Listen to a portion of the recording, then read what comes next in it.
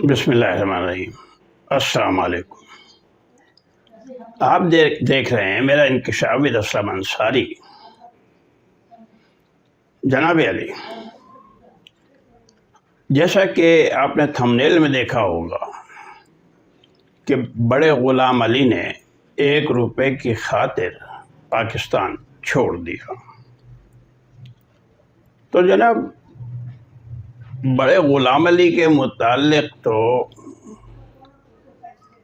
YouTube اور internet پہ بہت کچھ مل جائے گا، لیکن آج میں آپ کو وہ باتیں بتاؤں گا جن کا کہ ذکر آپ کو انٹرنیٹ یا یوٹیوب پر نہیں ملے گا۔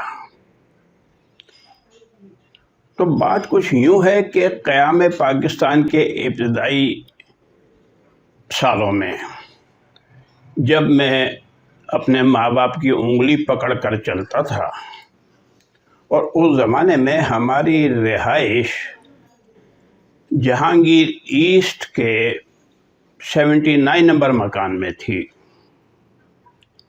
جو کہ مین روڈ سے ذرا سا پیچھے تھا، جبکہ مین روڈ کے اوپر جو مکانوں کی لائن بنی ہوئی تھی، تو کراچی کے وہ لوگ جنہیں پاکستان بننے کے بعد ابتدائی ایام ابتدائی زمانہ یاد ہو تو انہیں یاد ہوگا کہ گرو مندر سے جو سڑک تین ہٹی کی طرف جاتی ہے، تو الٹے ہاتھ پر تین ہٹی سے ذرا پہلے سرکاری مکانات بنے ہوئے ہیں جو کہ جہانگیر ایسٹ کہلاتا ہے۔ اور اس زمانے میں جہانگیر ایسٹ کے مکانات بالکل سڑک کے کنارے تھے، یعنی سڑک اور مکانوں کے درمیان کافی چوڑی جگہ تھی، جہاں پر کہ اب کافی انکروچمنٹ ہو چکا ہے، انکوائری آفس بن گیا، شاید کوئی یوٹیلیٹی سٹور بھی ہے، لیکن اس زمانے میں یہ مکان بالکل روڈ فیسنگ تھے۔ تو انہی مکانوں میں جو بالکل روڈ کے سامنے تھے، ایک صاحب پہلوان نما موٹے سے، وہ اکثر اپنی کیاری میں ٹہلتے نظر آتے تھے یا وہیں ایک پلنگ پہ لیٹے ہوئے نظر آتے تھے۔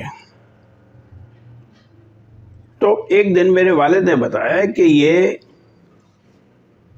بڑے غلام علی ہیں۔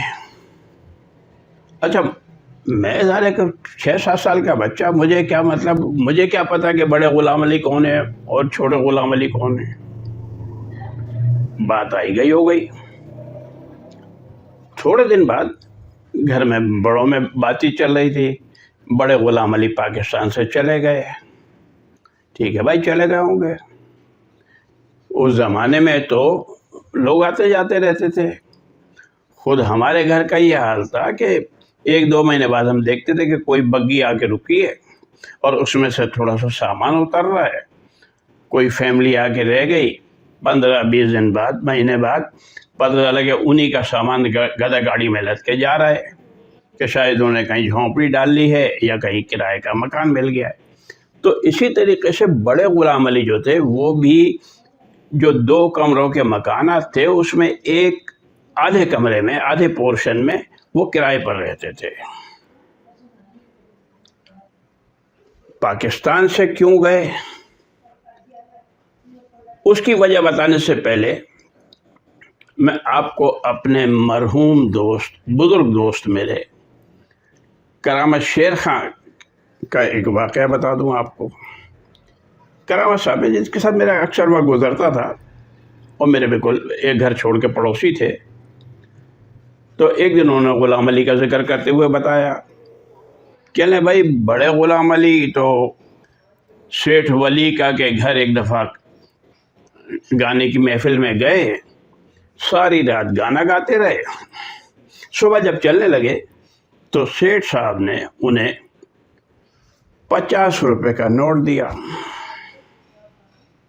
تو جو صاحب غلام علی کو لے کر گئے تھے، ان سے بڑے غلام علی نے کہا کہ بھائی یہ تو بہت کم ہیں۔ تو ان صاحب نے پھر سیٹھ ولی کا سے کہا کہ صاحب اس میں اور اضافہ کرنا، یہ تو بہت کم ہیں۔ تو سیٹھ صاحب نے پرس نکالا اور اس میں سے ڈھونڈ ڈھانڈ کر ایک 5 روپے کا نوٹ اور دے دیا۔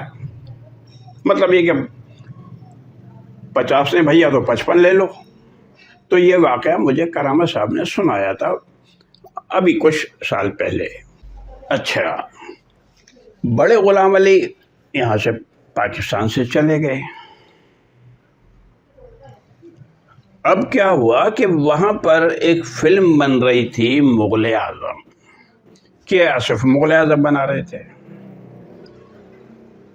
یہ واقعہ جو میں آپ کو بتا رہا ہوں یہ اخبارات اور رسالوں میں، اخبارات تو کیا بلکہ فلمی رسالوں میں رپورٹ ہو چکا ہے کہ جب کہ آصف مغل اعظم بنا رہے تھے تو نوشاد نے ان سے کہا کہ صاحب چونکہ فلم جو ہے وہ مغلیہ دور کے ماحول کی ہے اور اکبر اعظم کی ہے۔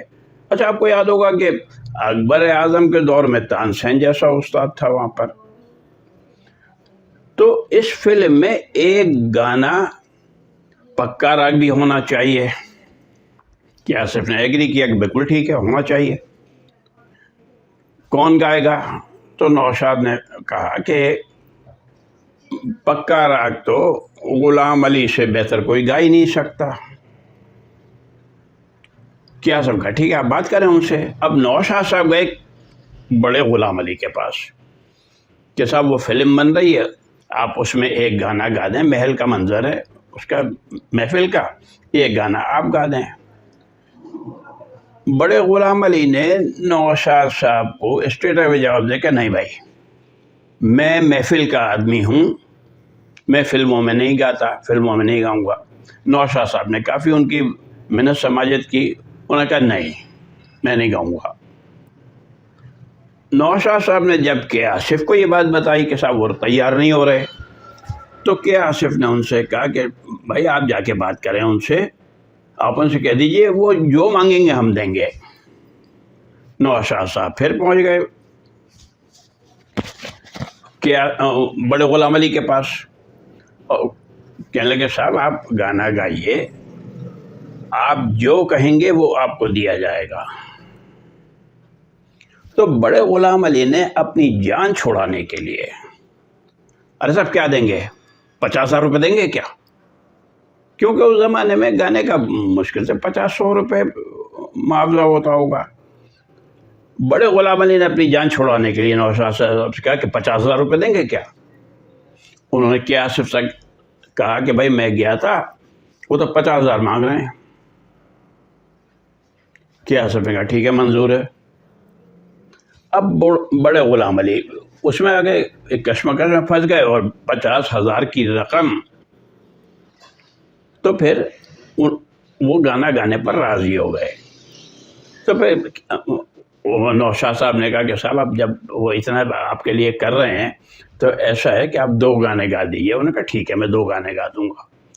تو بہرحال یہ تو تھی کہ آصف کے ساتھ اور نوشاد صاحب کے ساتھ بڑے غلام علی کی بات چیت کی داستان۔